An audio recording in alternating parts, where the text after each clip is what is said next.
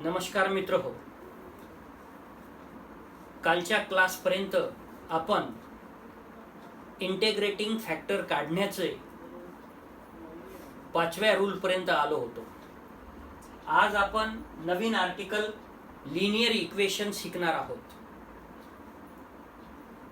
Linear equation म्हणजे काय हे आपण आता बघू.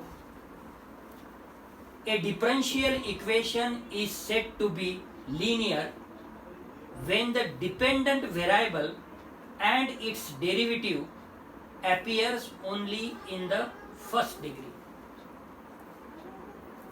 लिनियर इक्वेशन जे आहे ते dy by dx plus py is equal to q आहे, where p and q are functions of x or constant. याच्यामध्ये y जो आहे तो डिपेंडंट व्हेरिएबल आहे आणि x जे आहे ते इंडिपेंडंट व्हेरिएबल आहे. मग डेफिनेशन काय म्हणते लिनियर डिफरन्शियल इक्वेशनची की डिपेंडंट व्हेरिएबल आणि इट्स डेरिव्हेटिव्ह हे appear only in the first degree, म्हणजे एक डेरिव्हेटिव्ह असलं पाहिजे dy by dx. तर हे इथं दिसत आहे. And the form of the linear equation of the first order is dy by dx plus py which is equal to q. आणि p आणि q बद्दल आपण आत्ताच बोललो की they are functions of x or constant.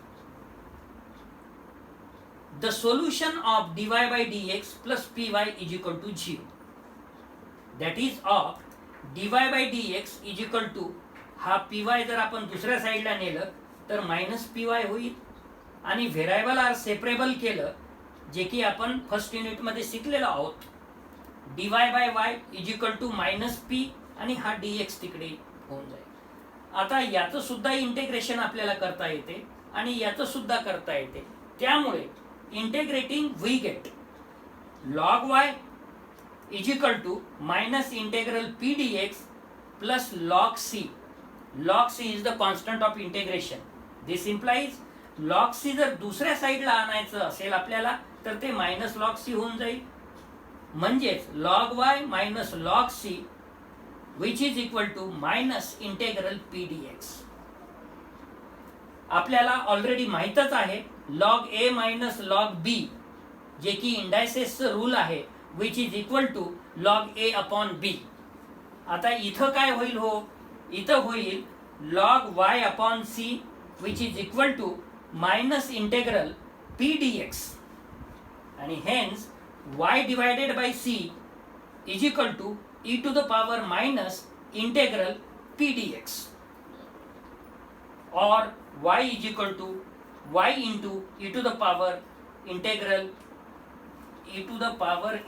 p dx. कारण की हे जे आहे याला जर लेफ्टला आणायचा असेल ते न्यूमरेटर डिनॉमिनेटरला जाईल आणि त्याला न्यूमरेटर मध्ये जर न्यायचं असेल तर हा मायनस जो आहे तो प्लस मध्ये कन्वर्ट होऊन जाईल.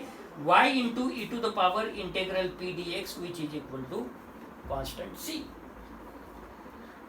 ऑन डिफरन्शिएटिंग वी गेट, याचं जर डिफरन्शिएशन केलं u इंटू व्हीच्या फॉर्म्युल्यानं तर first function y into differentiation of this e to the power integral p dx into derivative of this is p dx, because you already know that integration and differentiation are opposite to each other. That's why e to the power integral p dx as usual and differentiation of this integration p dx is p dx plus second function e to the power integral p dx and derivative of y is dy which is equal to 0. e to the power integral p dx taken out common and remaining in bracket is this dy plus y p dx which is equal to 0, and this is nothing but e to the power integral p dx is an integrating factor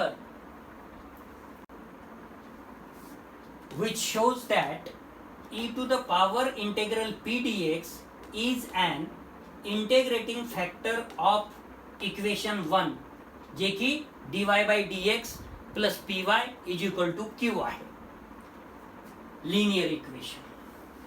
या इक्वेशनला आपल्याला आता या integrating फॅक्टरनी multiply करायचं आहे.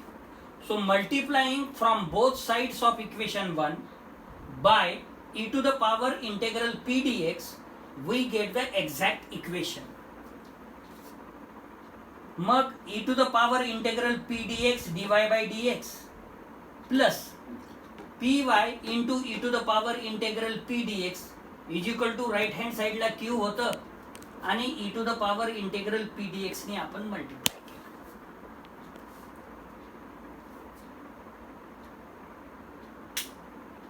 आता dx ने दोन्ही साइडला मल्टिप्लाय करायचं आहे आपल्याला.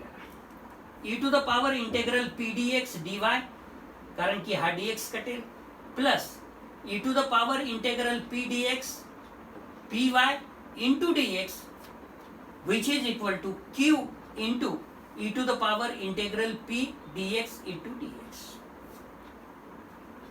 आता लेफ्ट हँड साइडच्या दोन्ही टर्म कडे जर आपण केअरफुली बघितलं तर आपल्याला सहज लक्षात येईल की y into e to the power integral P dx ची डेरिव्हेटिव्ह लेफ्ट हँड साइडला आहे.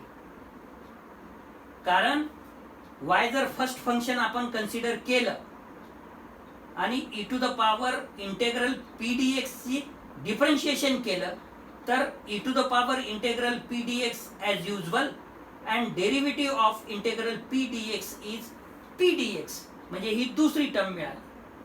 आणि प्लस जर e to the power integral P dx याला सेकंड टर्म म्हणालो तर y ला y ची डेरिव्हेटिव्ह dy. त्यामुळे आपल्याला लेफ्ट हँड साइडच्या दोन्ही टर्मच्या बदल्यात derivative of y into e to the power integral P dx असं लिहिता येईल. मग आपण ते लिहिलं. आता which on integration gives जर इंटेग्रेशन केलं आपण दोन्ही साइडला तर लेफ्ट हँड साइडचं जे हे d आहे d फॉर डेरिव्हेटिव्ह ते कॅन्सल होऊन जाईल आणि लेफ्ट हँड साइडला राहील y into e to the power integral P dx which is equal to integral q e to the power integral p dx into dx plus c means constant of integration. तसा जर विचार केला तर हे सुद्धा solution of linear equation 1 होईल. काय formula तयार झाला y into integrating factor which is equal to integration q into integrating factor dx plus c.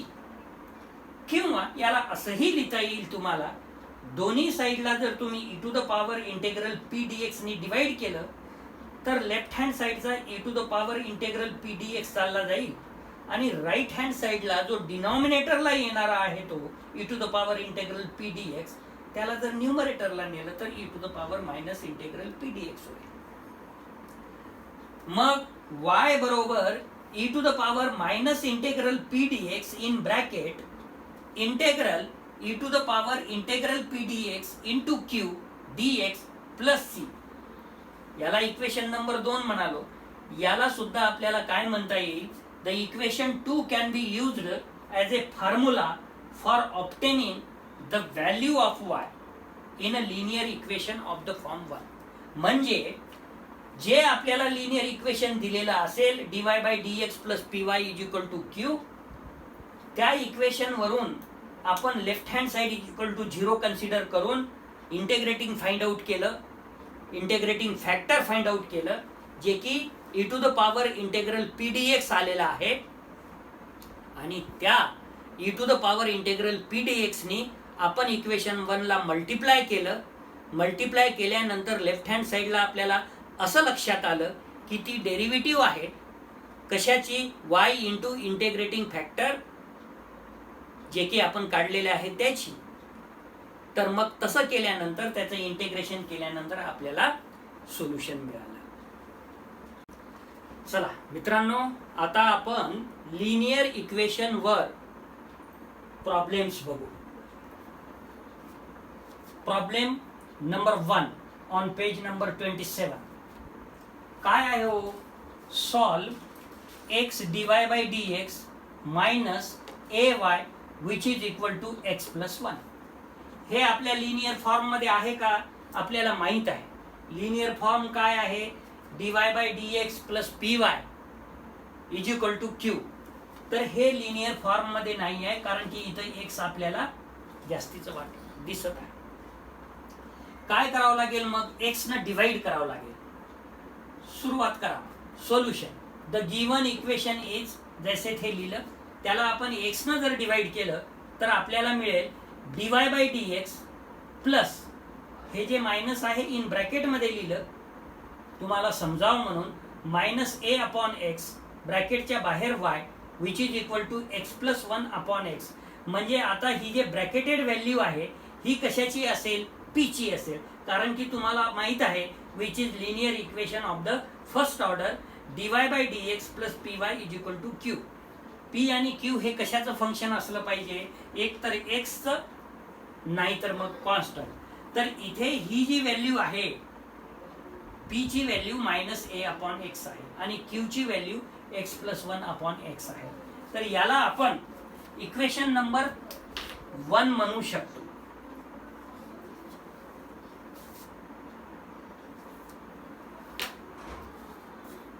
मग आता पी बरोबर जर आता या इक्वेशन सोबत या इक्वेशनचं जर कंपेअर केलं आपण तर पी बरोबर येते which is equal to minus a by x आणि क्यू तर माहीतच आहे x plus one upon x.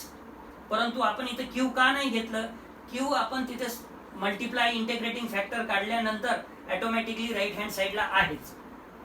मग इंटिग्रेटिंग फॅक्टरचा फॉर्म्युला काय मिळाला होता आपल्याला? Integrating factor which is equal to e to the power integral P dx. पण पी ची व्हॅल्यू आपल्या इक्वेशन मध्ये which is equal to minus a upon x, म्हणजे minus integral a upon x dx. आता हा जो ए आहे constant त्याला आउटसाइड द इंटेग्रल घेतलं and which is equal to e to the power minus a integral dx upon x. आणि याचं integration आपल्याला ऑलरेडी माहित आहे which is equal to e to the power minus a into log x. परंतु हा जो minus A आहे त्याला जर आपण एक्सच्या पॉवरला लिहिलं तर E to the power log X raise to minus A येते आणि this is nothing but which is equal to x to the power minus A. म्हणजे इथे आपल्याला इंटिग्रेटिंग फॅक्टर काय मिळाला? X raise to minus A किंवा 1 upon X raise to A आपल्याला म्हणता येईल. मग या इंटिग्रेटिंग फॅक्टरनी आपल्याला जो आपला इक्वेशन नंबर दिलेला आहे तो जर लिनियर फॉर्म मध्ये नसेल तर त्याला लिनियर फॉर्म मध्ये कन्वर्ट करा आणि त्याला नंबर द्या, जे की मी इथं दिलेला आहे 1 number. So multiplying equation 1 by x to the power minus a, we get the exact equation. मग आपण मल्टिप्लाय केलं याला x to the power minus a dy by dx minus a divided by x to the power minus a into y which is equal to x plus 1 upon x in bracket outside the bracket x to the power minus a. आता dx ने जर दोन्ही साइडला आपण multiply केलं तर काय होईल? हो, x to the power minus ए इथं dy राहील मायनस हा a, हा जो x आहे त्याला न्यूमरेटरला जर नेलं तर x raise to already minus A आहे, हा x न्यूमरेटरला नेल्यामुळे x raise to minus A minus 1 होईल आणि हा y आणि dx ने जे मल्टिप्लाय केलं आहे ते which is equal to x plus 1 in bracket मध्ये आहेच. डिनॉमिनेटरचा जो x आहे त्याला जर न्यूमरेटरला नेलं तर x raise to minus A minus 1 dx होईल. परंतु लेफ्ट हँड साइड कडे जर आपण बघितलं तर लेफ्ट हँड साइड काय आहे? Derivative of y upon x raise to a. y upon x raise to a लाच आपण y into x raise to derivative of y into X raise to minus A लिहिता येईल. म्हणजे u into v चा जर formula वापरला तर first function x to the power minus A जे की तुम्हाला इथं दिसत आहे, y ची derivative dy plus y second function आणि derivative of x to the power minus A is minus A x to the power minus A minus 1 आणि derivative of X is dx. कोणत्या फॉर्म्युल्याने हे केलं आपण? इथं आपण दोन फॉर्म्युले वापरले. एक फॉर्म्युला वापरला d/dx uv u into dv/dx plus v into du/dx. हा एक फॉर्म्युला वापरला. आणि दुसरा फॉर्म्युला कोणता वापरला? दुसरा फॉर्म्युला वापरला आपण d/dx x to the power n which is equal to n x to the power n minus 1. हा दुसरा फॉर्म्युला वापरला आणि या दोन्ही फॉर्म्युलेच्या मदतीनं आपण ही टर्म मिळवली. म्हणजेच या टर्मला आपल्याला काय लिहिता येते? ही जे लास्ट टर्म आहे इथे, या टर्मला आपल्याला derivative of y into x to the power minus A लिहिता येते. इथं फक्त हे डिवाइडला लिहिलेलं आहे, derivative of y upon x to the power. आणि राईट हँड साइडला काय आहे? राईट हँड साइडला या X to the power minus A minus 1 ने जर याला मल्टिप्लाय केलं तर x to the power minus A शिल्लक राहील आणि याचा पॉवर 1 आणि याचा पॉवर मायनस 1 हे कॅन्सल होऊन जाईल आणि पहिली टर्म मिळेल आपल्याला X to the power minus A, जे की इथं दिसत आहे, प्लस दुसऱ्या टर्म 1 ला जर मल्टिप्लाय केलं तर x to the power minus A minus 1 आणि आउटसाइड द ब्रॅकेट dx. आता आपल्याला याला बी इंटिग्रेशन करता येते, याचं बी इंटिग्रेशन करता येते. Hence which on integration gives, याचं इंटिग्रेशन झालं y upon x to the power a बरोबर, याचं इंटिग्रेशन झालं integration x to the power minus a dx x to the power minus a plus 1 divided by minus a plus 1 आणि plus याचं integration झालं x to the power minus A minus 1 plus 1 म्हणजे x to the power minus a divided by minus a. हे कोणत्या फॉर्म्युल्याने केलं हो आपण? याला फॉर्म्युला यूज केला आपण x to the power n dx which is equal to x to the power n plus 1 upon n plus 1. म्हणजे या एक्झाम्पल मध्ये आपण तीन फॉर्म्युले वापरले.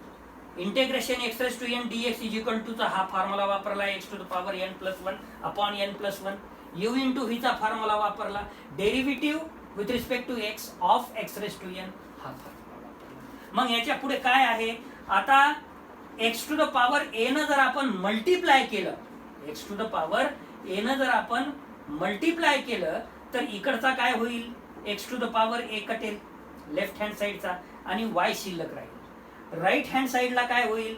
X to the power a न मल्टिप्लाय केलं x to the power minus a हे कटेल म्हणजे एक्स टू द पॉवर 1 राहील, ज्याला आपण एक्स सिम्पली लिहू शकतो जे की लिहिलेलं आहे. आणि हे डिनॉमिनेटरला 1 मायनस ए, इथं minus 1 upon a x to the power a न मल्टिप्लाय केल्यामुळे x to the power minus a आणि x to the power a cancel होऊन जाईल आणि plus c into x to the power a which is the required solution.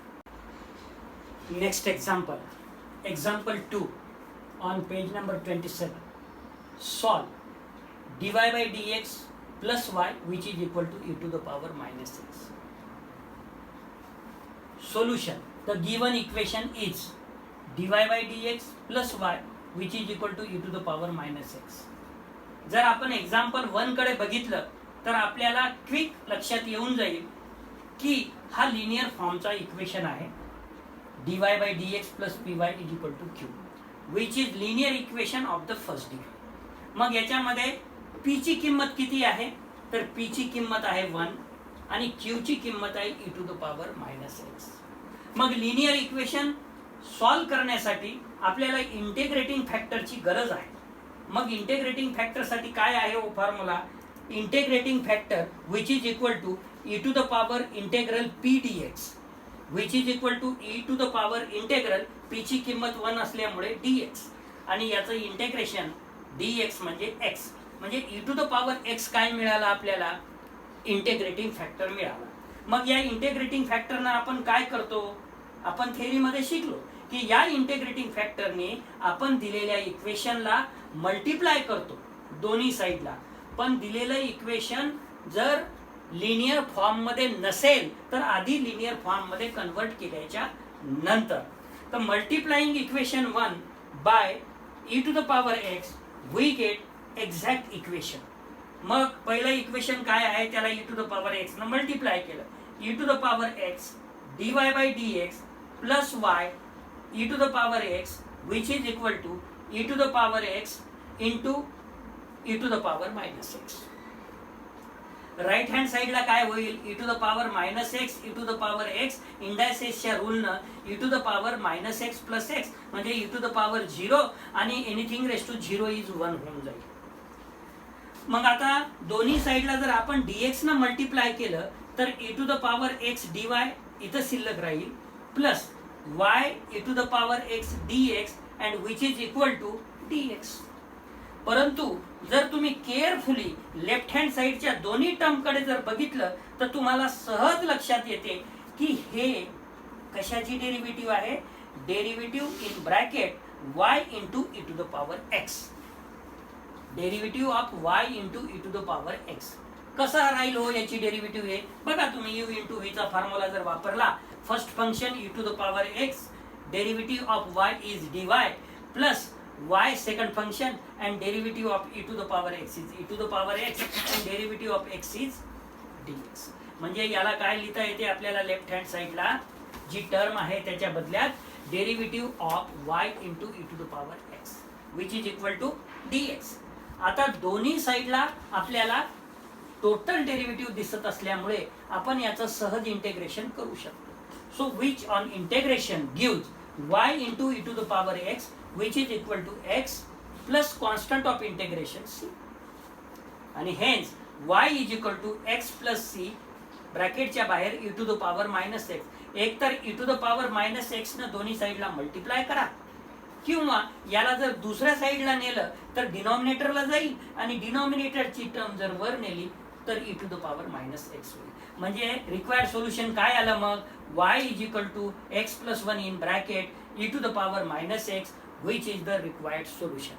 Thank you.